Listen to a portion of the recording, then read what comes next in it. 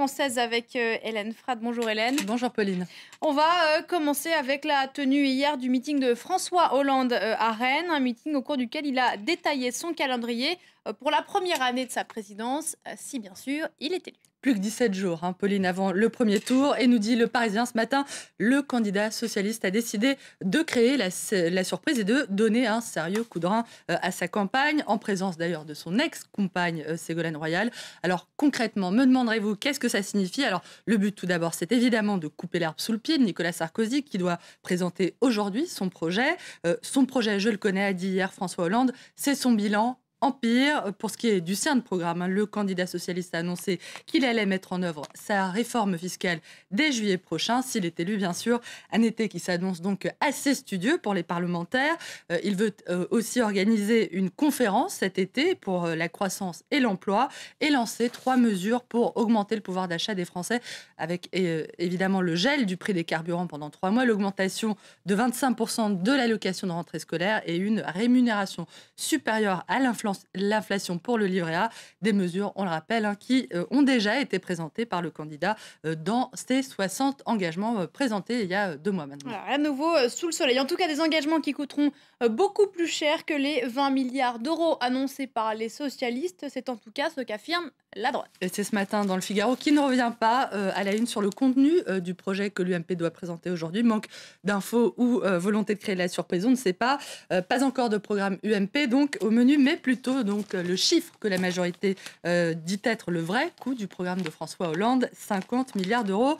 Hollande est décidé à lever 50 milliards d'impôts nouveaux, d'après le Figaro, qui ironise sur le dangereux catalogue de M. Hollande et évoque l'an 1 d'une présidence qui commencerait, je cite, dès le mois de juillet, par une déflagration fiscale sans précédent, Pauline, qui toucherait évidemment en premier lieu les grandes entreprises et les riches, entre guillemets, à qui la gauche veut à tout prix faire rendre gorge. Fin de citation. Et vous en parliez à l'instant, le projet de Nicolas Sarkozy qui doit être dévoilé aujourd'hui, du moins présenté, est évoqué dans les Échos.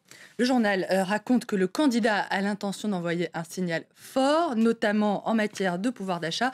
Pas plus de détails ce matin. Les Échos évoquent aussi plusieurs mesures qui ont été soumises à Nicolas Sarkozy et qu'on retrouvera sans doute cet après-midi. La proposition de réduire le coût du permis de conduire pour les jeunes, une autre sur l'essence avec la création d'un chèque essence ou encore des mesures en direction des personnes âgées pour que le candidat puisse consolider, je cite, son socle électoral. Nicolas Sarkozy, toujours dont la fermeté affichée à l'égard des islamistes depuis les drames de Toulouse et Montauban, suscite depuis plusieurs jours les critiques d'une partie de la gauche et ça se lit dans la presse. Le candidat est accusé d'agiter l'épouvantail islamiste à des fins électoralistes et c'est à la une donc de Libération qui titre sur les liaisons dangereuses de Nicolas Sarkozy avec l'islam.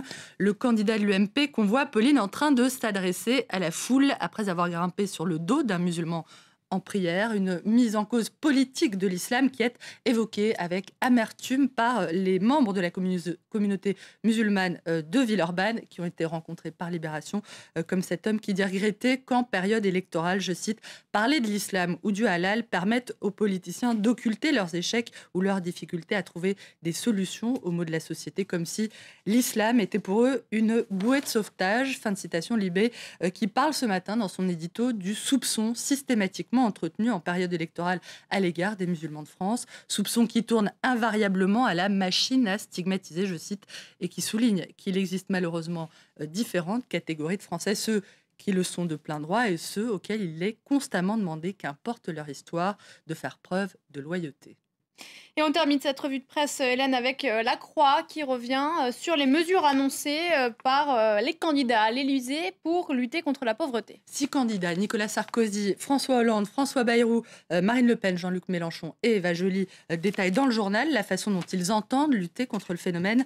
La Croix, Pauline, qui rappelle ce matin qu'en temps de disette, les pauvres subissent la crise plus durement encore que les autres, qu'ils sont les premiers à être fragilisés par les révisions des politiques publiques et les premiers aussi à être touchés par les risques d'une montée des égoïsmes. Merci beaucoup Hélène Frade d'avoir lu pour nous les journaux français. C'était la revue de presse. Et il est 7h16 à